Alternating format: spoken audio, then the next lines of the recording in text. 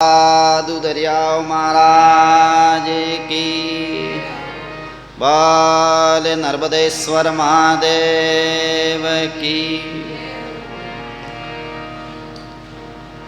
अखिल ब्रह्मांड रचयिता परात पर ब्रह्म परमात्मा श्री हरि को कोटि कोटि वंदन करते हुए, परमात्मा श्री हरि के अनंत भक्तों को दंडोत प्रणाम करते हुए आइए अपना कुलीबाई जी महाराज की पर्ची का पावन प्रसंग का रसास्वादन करें। कुलीबाई जी महाराज बहुत बड़े महापुरुष हुए हैं, उच्च कोटि के महात्मा हुए हैं और आत्मबोध प्राप्त कर लिया। प्रारब्धवश उनके रिद्धि सिद्धियां सेवा कर रही है और प्रचा सिद्ध महापुरुष हैं। देश प्रदेश में महिमा फैल गई, यहाँ तक कि साधु महात्माओं ने महिमा की कुलीबाई जी की। वास्तव में भजनिक पुरुष होते हैं, उनकी महिमा साध जन करने लग जाते हैं।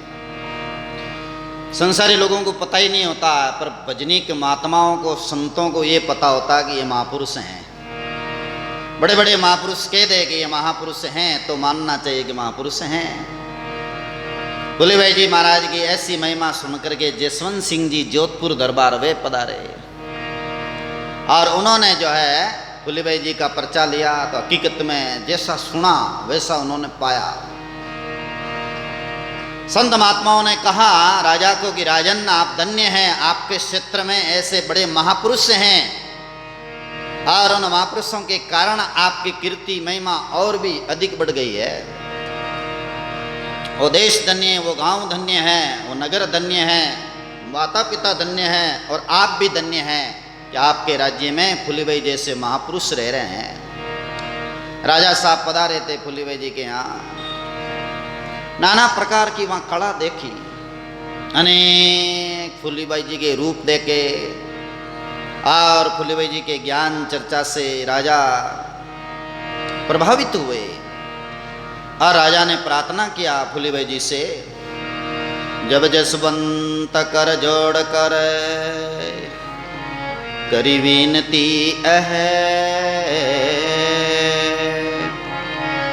जब जसवंत कर जोड़ कर करी विनती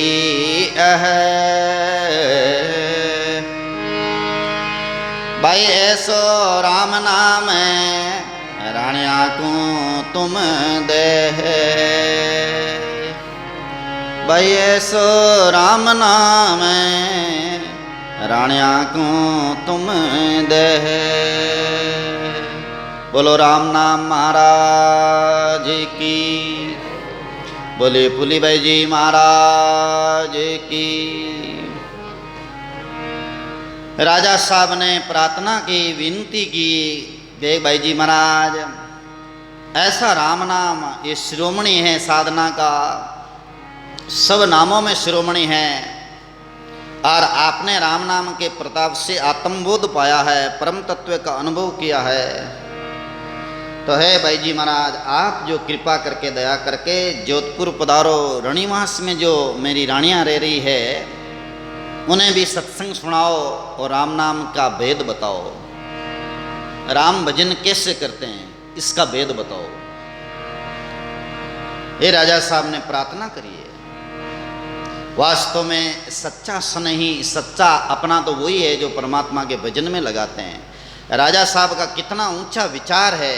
राजा साहब ने सोचा कि मैंने जो राम नाम का भेद पाया है वो राम नाम का भेद, उस राम नाम का लाभ हमारी पत्नियों को भी मिले तो सच्चा पति भी हैं राजा और प्रजा कल्याण के लिए बहुत बड़े बड़े कार्य कर रहे हैं, तो सच्चा राजा हैं वो। श्रीमद् भागवत महापुराण में ऋषभदेव जी महाराज कहते हैं कि वो पिता नहीं है जो बच्चों को राम भजन में नहीं लगाते हैं, वो माता नहीं है जो अपने पुत्रों को परमात्मा की ओर नहीं ले जाती है, पति नहीं, सुमंदी नहीं, गुरु नहीं और अन्य सुहृद मित्र वो मित्र नहीं है जो अपने यार दोस्त सुहृदों को परमात्मा के रास्ते नहीं लगाते हैं। परमात्मा रास्ते रोके तो वो काल का रूप ही है, माता पिता भाई बंधु मित्र यार दोस्त। सच्चा तो वही है जो भगवान के रास्ते लगा दे कि भाई चलो परमात्मा का नाम लो, सार यही है। और परमात्मा के बिना यहाँ कुछ है ही नहीं, सब कुछ परमात्मा ही है। ऐसी विचारधारा देने वाला बहुत बड़ा है वो राजा, बहुत ऊंचे विचार वाले। उन्होंने प्रार्थना किया फूली भाई जी महाराज से, हे भाई जी महाराज आप जोधपुर पधारो और रानियों को भी ऐसा ज्ञान दो जिससे से वो भी बहुत सागर से तर जाए, उनका भी उद्धार हो जाए। और वो भी मानव शरीर में आई है तो उनको भी मानव शरीर का पता चले और मानव शरीर को वो सार्थक बना सके।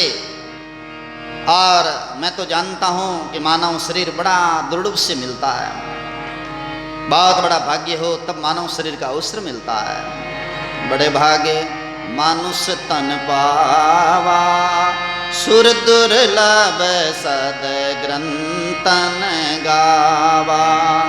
बड़े भाग्य मानुष तन पावा, सुर दुर्लभ सद ग्रंथन गावा। श्री राम जय राम जय जय रामा, श्री राम जय राम जय जय रामा। बड़ा भाग्य से मानव शरीर मिलता है और देवता लोग भी चाहते हैं पर उनको मिलता नहीं है। तो ऐसा मानव शरीर पाकर के कोई भेड़ बुद्धि से, कोई पशु बुद्धि से, कोई बैल बुद्धि से अगर पूरा मानव शरीर ही गंवा दे तो इसमें क्या महत्व है फिर? पूरा मानव शरीर है पशु बुद्धि से गंवा देना कहाँ समझदारी है। और जो राम जी का भेद नहीं जानते हैं वो पशु ही माने गए हैं। राम नाम नहीं हृदय धरा, जैसा पसवा वैसा नारा। राम जी के नाम को हृदय में नहीं धरा तो जैसे पशु है वैसा नर है। सदगुरु कबीर साहब ने तो और उपमा आगे दी है, पच पच मरियो बेलरी नाई, रात सोयो ने दिन खायो रे बावड़ा, हीरा सो जन्म गमायो रे, भजन बिना बावड़ा, हीरा सो जन्म गमायो रे। पच पच मरियो बड़द की नहीं, बड़द की तरह यूँ बोलते बड़द है तू, गधा है तू, ऊँट है तू, लोग ऋषियाँ जाए एकदम गुस्सा जिया। लेकिन महापुरुषों ने तो धुरखा रहा है, पच पच मरियो रात दिन बड़द की तरह। रात रा सुतो दिन रा खायो पियो काम धंधो उम्र भर तक तो बिन बड़द कियो है। और कई लोग है जो सोचे क्यों कमावा क्यों तो जवा अड़न वड़ने कहीं लेन देना है। तो मैंने महात्मा किया है कि ये लोग अजगर बनेंगे आगे चल करके, क्योंकि कमाते नहीं हैं और नहीं वह जो कुछ कार्य करते हैं दूसरों के सारे खाते हैं।